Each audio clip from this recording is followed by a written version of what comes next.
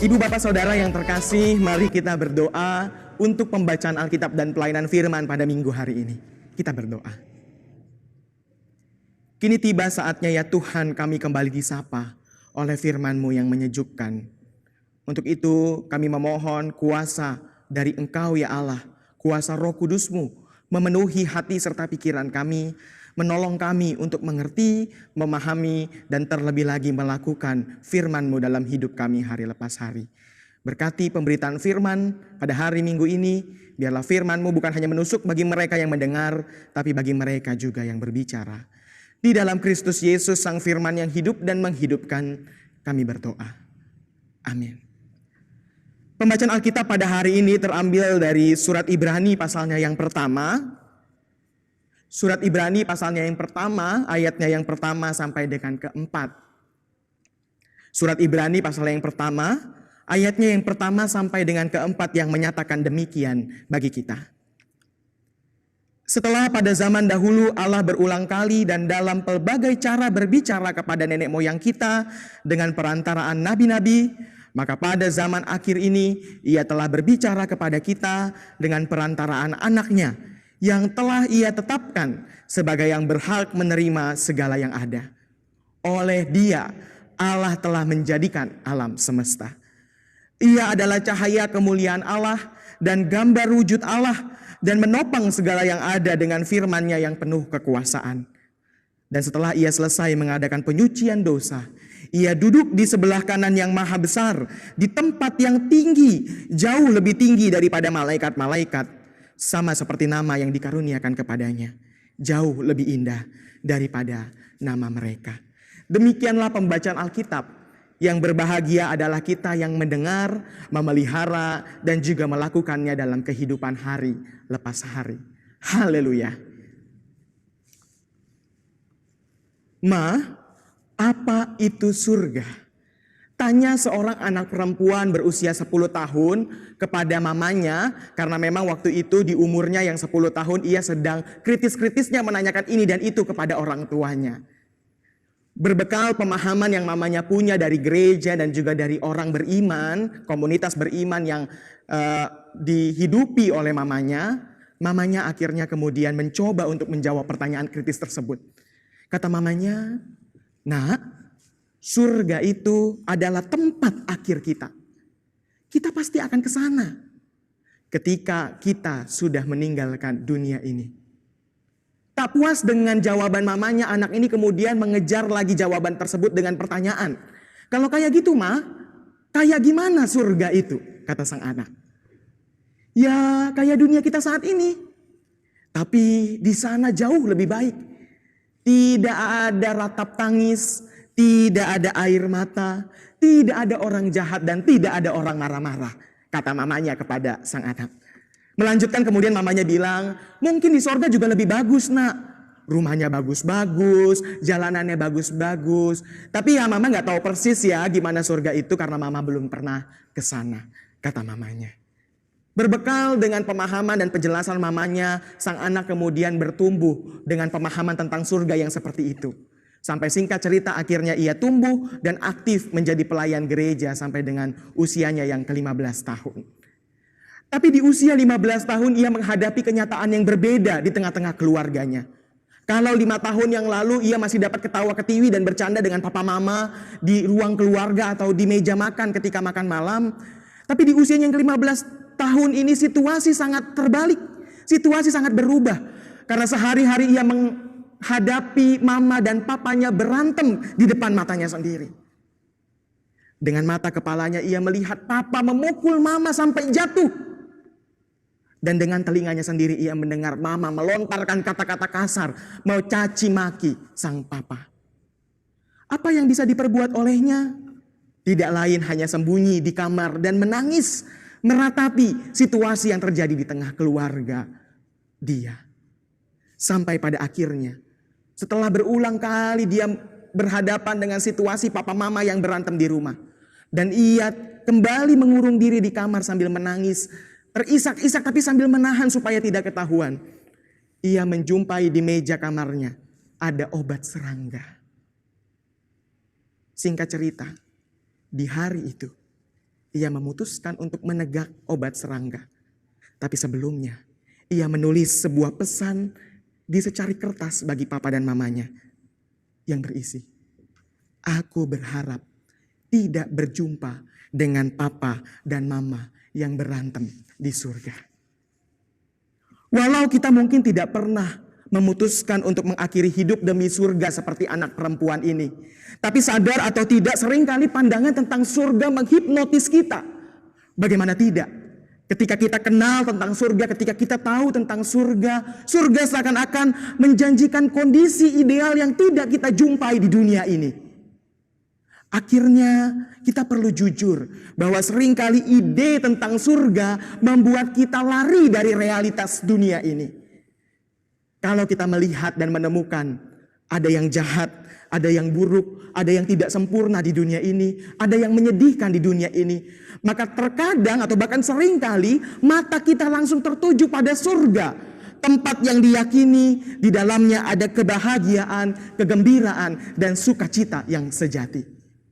Pandangan seperti ini yang kita hidupi sebenarnya sangat khas kaum Platonis, ibu bapak saudara.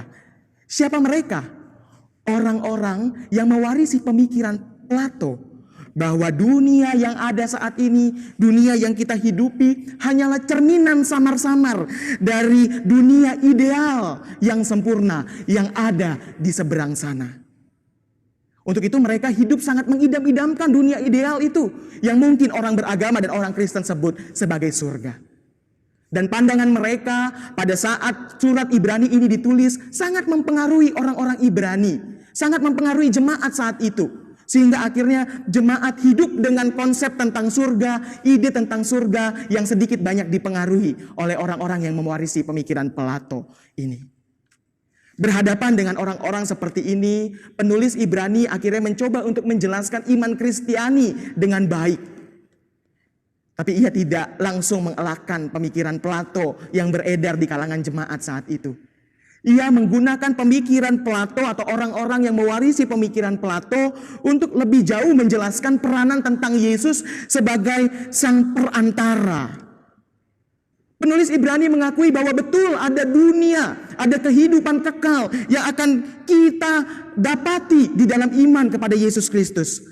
Bahwa betul ada hidup kekal yang dijanjikan di seberang sana. Dan untuk itulah kenapa Yesus sang perantara itu digambarkan sebagai imam besar yang membawa kita naik kepada realitas ilahi yang disebut surga atau kehidupan kekal itu. Tapi penulis Ibrani menggarisbawahi bahwa iman Kristiani tidak berhenti sampai dengan situ. Iman Kristiani bergerak lebih jauh dari soal kita yang dibawa naik oleh Yesus ke surga. Karena Allah melalui Yesus Kristus tidak hanya membawa kita naik ke surga, tetapi melaluinya ia berkenan juga untuk turun menjumpai kita. Itu yang mau dibilang oleh teks kita pada saat ini. Bahkan kalau kita mau baca dari ayatnya yang pertama, kita dapat melihat bahwa sebelum Yesus Kristus hadir secara historis di dunia ini, di Nazaret pada saat itu, Allah pun terus menyatakan firman-Nya, Allah pun terus menyapa kita melalui perantaraan para nabi, bahkan melalui pelbagai cara, kata ayat 1. Dari hal ini kita dapat menemukan sebuah pola komunikasi ilahi, pola bagaimana Allah berbicara dan berinteraksi kepada manusia, yaitu bahwa ternyata Allah lah yang terus menjadi pihak yang berinisiatif untuk menyapa manusia. Bahwa ternyata Allah lah yang terus menjadi pribadi yang aktif untuk menjumpai manusia di dunia ini. Sepanjang sejarah manusia, melalui para nabi, melalui berbagai cara, melalui alam semesta, bahkan sampai-sampai melalui Yesus Kristus anaknya sendiri. Itu berarti kesatuan kita dengan yang ilahi terjadi bukan hanya soal kita yang naik ke surga, kita yang dibawa naik kepada realitas ilahi itu, tapi juga soal gerak turun Allah kepada kita manusia di dunia ini. Dengan kata lain, Yesus Kristus di dalam dan melalui Dia, realitas ilahi dan realitas dunia dipersatukan. Saya ulangi, di dalam dan melalui Yesus Kristus, realitas ilahi dan realitas dunia dipersatukan. Bukan cuma kita naik ke surga, tapi surga turun ke dunia ini Untuk itu tepatlah doa kita ya. Kalau kita doa Bapa kami, jadilah kehendak-Mu di bumi seperti di sorga. Bukan di sorga seperti di bumi. Karena ini soal Allah yang juga berkenan turun menyapa kita manusia. Dari perspektif ini, keselamatan akhirnya tidak hanya dilihat sebagai, oh iya kita nanti akan ke sana, kita akan naik, kita akan mendapatkan hidup kekal, kita akan ke rumah Bapa, kita akan ke Yerusalem baru. Tapi juga soal gerakan turun Allah. Bahwa Allah hadir di sini, bahwa Allah menjumpai kita di sini, di tengah dunia yang penuh dengan kesedihan, kejahatan sekalipun. Maka tepatlah ayat kedua mengatakan, oleh Dia Allah telah menjadikan alam semesta. Artinya di dalam Yesus Kristus Allah telah merengkuh alam semesta ini. Allah telah memeluk alam semesta ini menjadi tempat di mana Ia berkenan menjumpai manusia. Kebenaran ini seharusnya juga menjadi sesuatu yang diwariskan kepada kita. Orang-orang yang telah diselamatkan Allah di dalam Yesus Kristus. Kita sebagai orang yang percaya bahwa Allah menyelamatkan kita di dalam dan melalui Yesus Kristus seharusnya hidup dalam pemahaman bahwa tidak ada lagi pemisahan yang tegas antara sorga dan dunia. Batas-batas antara surga dan dunia atau batas-batas antara realitas ilahi dan realitas dunia di dalam Yesus Kristus menjadi begitu cair. Itu berarti Allah bukanlah pribadi yang lagi-lagi kita temukan di sana, di seberang sana, dan nanti. Tapi di dalam Yesus Kristus, Allah berkenan dijumpai, Allah dapat ditemui sekarang dan di sini. Allah bukanlah suatu pribadi yang lagi jauh, nanti kita akan ketemu Dia. Tapi Allah adalah pribadi yang dekat, yang sekarang pun kita dapat menjumpainya. Karena di dalam Yesus Kristus anaknya, kita dimungkinkan untuk menjumpai Allah. Lewat cara-cara sederhana, mungkin lewat alam sekitar kita, mungkin lewat sesama kita, atau mungkin lewat kejadian-kejadian yang bahkan bisa kita bilang menyedihkan dan tragis, yang menggerakkan kita untuk melakukan sebuah perbuatan baik bagi dunia ini.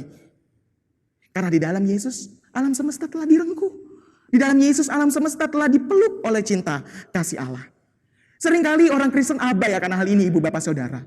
Seringkali kalau kita bilang bahwa Allah menyapa kita, Allah berbicara kepada kita, kita mengharapkan sesuatu yang spektakuler. Kesannya tiba-tiba Allah membuka langit, tingkap-tingkap langit dan menjumpai kita dalam mimpi dengan kemuliaannya, dengan malaikat-malaikatnya. Kita lupa bahwa ternyata di dalam Yesus Kristus Allah berkenan menyapa kita melalui cara-cara yang sesederhana. Sesederhana celotehan anak-anak, curhatan hati anak-anak kepada kita. Sesederhana nasihat orang tua kepada kita. Atau sesederhana kalimat penguatan dari teman sebaya kita ketika kita sedang sedih dan sedang jatuh dalam hidup ini. Di samping itu, kebenaran yang disampaikan oleh penulis Ibrani pada saat ini kiranya menolong kita untuk juga mencintai apa yang kita kerjakan di dunia saat ini. Kita perlu mengakui bahwa sudah begitu lama kita hidup dalam pemahaman teologis, dalam pemahaman kehidupan beragama, bahwa apa yang terjadi, apa yang kita kerjakan di dunia ini hanyalah fana, tidak berarti, tidak bernilai ketimbang apa yang nanti kita dapati di surga atau di kehidupan yang kekal.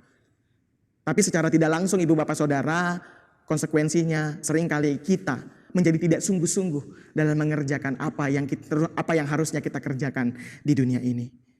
Untuk itu ketika penulis Ibrani menyampaikan bahwa kebenaran iman Kristiani bukan cuma soal apa yang ada di sana, di seberang sana, di surga, nanti di atas sana, tapi juga di sini, sekarang, saat ini.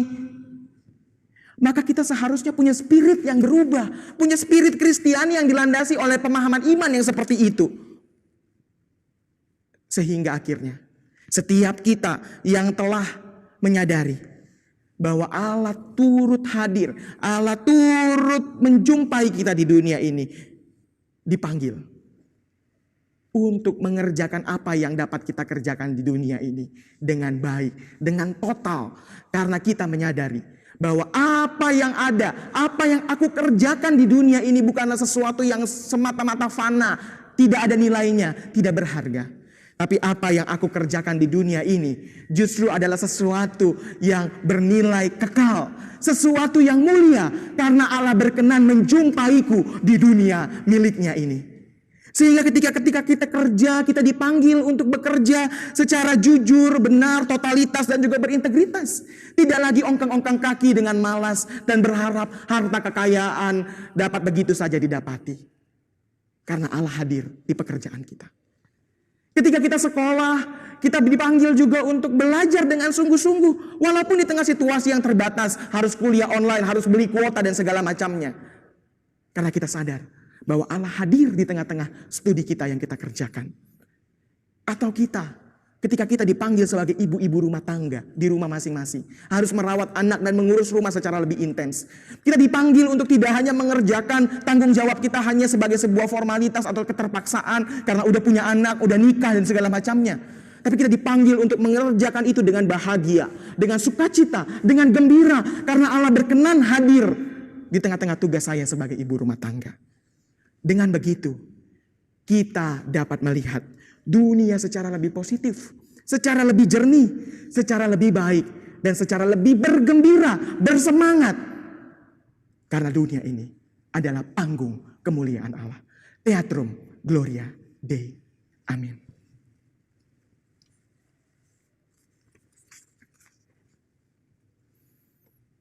Mari kita berdoa menutup pelayanan firman kita pada hari ini. Kita berdoa. Berikan kami hati yang peka ya Tuhan, untuk dapat menjumpai-Mu, bukan hanya melulu di atas sana, di seberang sana, nanti ketika kami meninggalkan dunia ini. Tapi menjumpai-Mu dalam keseharian kami, dalam tugas dan tanggung jawab kami, dalam dunia di sekitar kami. Karena melalui dan di dalam anak-Mu Yesus Kristus, Engkau telah berkenan menjumpai kami. Engkau telah berkenan menyapa kami di dunia yang penuh dengan kefanaan, kerapuhan, keterbatasan, ketidaksempurnaan, bahkan kejahatan dan kemalangan. Biarlah sapaan itu membuat kami bersemangat mengerjakan segala sesuatu yang Tuhan percayakan kepada kami dengan sungguh-sungguh. Dan sapaan-Mu kepada kami di tengah dunia ini menolong kami, menggerakkan kami, mendorong kami untuk melahirkan perbuatan-perbuatan baik di dunia ini, sehingga dunia ini penuh dengan kemuliaan-Mu. Dunia ini menjadi panggung kemuliaan-Mu, ya Allah. Dalam Kristus kami memohon.